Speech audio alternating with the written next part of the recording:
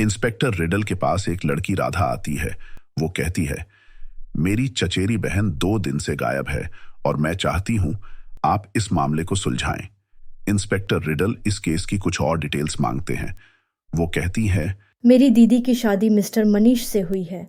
उन लोगों ने पुलिस में शिकायत दर्ज कराई है, पर दीदी का कुछ पता नहीं चला है। मेरी दीदी बहुत ही धार्मिक है। वो हमेशा मासा राम बाबा के पास जाती है। इंस्पेक्टर मनीष के ऑफिस जाते हैं। मनीष कहता है, मुझे एक फिरौती के लिए कॉल आया था और किडनैपर ने 50 लाख रुपए मांगे थे। मेरा बिजनेस इतना अच्छा नहीं चल रहा, पर मैं फिर भी कोशिश कर रहा हूं। इंस्पेक्टर रिडल जिस नंबर से फिरौती के लिए कॉल आया था उसे ट्रेस करने की कोशिश करते हैं, लेकिन कॉल की अवधि बहुत कम होने की वजह से वह उसे ट्रेस नहीं कर पाते और अब वह नंबर बंद आ रहा है। इंस्पेक्टर अगले दिन मासा राम बाबा के यहां जाते हैं। वो बताते हैं, ईशा मेरे पास अक्सर आती थी, मगर वो 5-6 दिनों से नहीं आई है। इंस्पेक्टर पूछते हैं, वो आपसे इतना ज्यादा क्यों मिलती थी? बाबा कहते हैं, ईशा के पति का बिजनेस अच्छा नहीं चल रहा था। वो उसके समाधान के लिए यहां आती थी।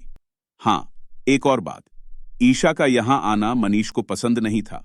वो कहता था, मैं बाबा बाबा में नहीं मानता और ईशा को भी नहीं मानना चाहिए। वो एक बार यहां मुझे धमकी देने भी आया था। इंस्पेक्टर ये सारी बात नोट करके वहां से चले जाते हैं। अगले दिन मनीष रिडल के ऑफिस आता है।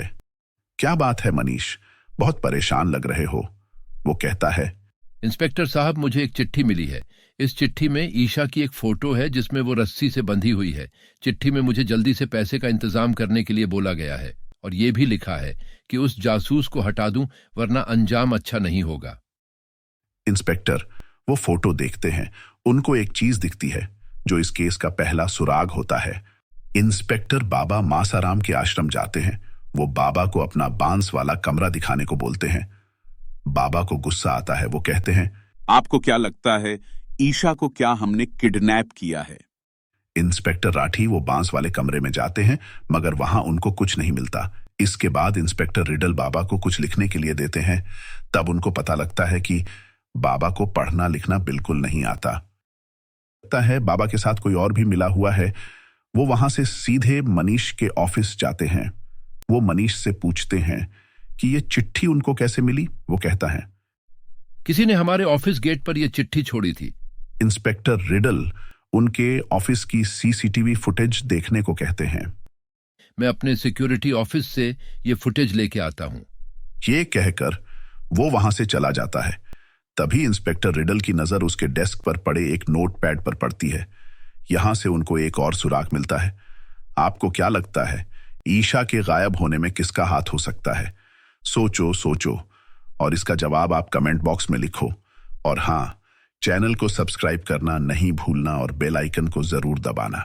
उधर इंस्पेक्टर राठी मनीष के ऑफिस की चेकिंग कर रहे थे। तभी उनको कुछ बांस की लकड़ी पड़ी हुई दिखती है। वो चपरासी को बुलाकर पूछते हैं, ये मनीष सर ने मंगवाई थी। वो कह रहे थे ऑफिस का इंटीरियर का काम करवाना है। ये सैंपल के लिए आया है। इंस्पेक्टर रिडल सीसीटीवी फुटेज देख रहे थे। उन्हें एक नकाबपोश इंसान दिखता है जो ऑफिस के गेट पर चिट्ठी छोड़ के भाग गया। इंस्पेक्टर मनीष से ये कहकर जाते हैं कि उनको बाबा मासाराम पर शक है और वो केस को जल्दी सुलझा लेंगे। इंस्पेक्टर रिडल बाबा मासाराम और मनीष के बारे में सारी जानकारी निकलवाते हैं। अगले दिन इंस्पेक्टर रिडल सारे लोगों को पुलिस मुख्यालय बुलाते हैं। इंस्पेक्टर एक लड़की को बुलाते हैं जिसे देख मनीष की शक्ल बिगाड़ जाती है। इंस्पेक्टर रिडल मनीष की तरफ इशारा करते हैं और कहते हैं, मनीष, तुमने ही ईशा का किडनैप किया है। जल्दी से बता दो ईशा कहाँ है, नहीं तो मैं इंस्पेक्टर राठी को बोल के तुम्हारा और तुम्हारी गर्लफ्रेंड का 3rd डिग्री टॉर्चर करवा दूंगा। मनीष पिघल जाता है। वो कहता है, ईशा हमारे ऑफिस के बेसमेंट में कैद है। आप किसी को भेज के उसे वहां से निकाल सकते हैं। फिर इंस्पेक्टर से ईशा की चचेरी बहन पूछती है, इंस्पेक्टर साहब, आपको कैसे पता लगा कि मनीष ही किडनैपर है? रिडल कहते हैं, मैंने मनीष की हिस्ट्री चेक की। ईशा बहुत अमीर घर की लड़की थी। मनीष ने उसे अपने प्यार के जाल में फंसाया और उससे शादी की। वो ईशा से नहीं, उसकी दौलत से प्यार करता था।